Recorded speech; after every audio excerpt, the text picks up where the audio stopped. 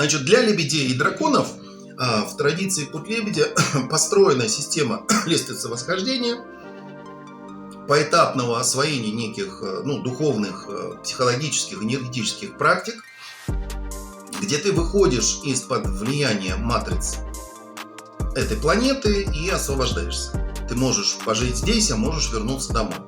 Потому что, опять подсказка. Ночь, чистое звездное небо, куда-нибудь на холмик, на курган, там, в степь вышел, лег и смотришь на небо. И спрашиваешь у неба: я оттуда или я местный? Практика, смотри, сразу звучит практика, да? Сложность, да, возникает? То есть в практическом моменте это вы идете и смотрите на небо и общаетесь со звездами. То есть это практика, да? И слушаете, я местный или оттуда? Звездное небо, первый зов.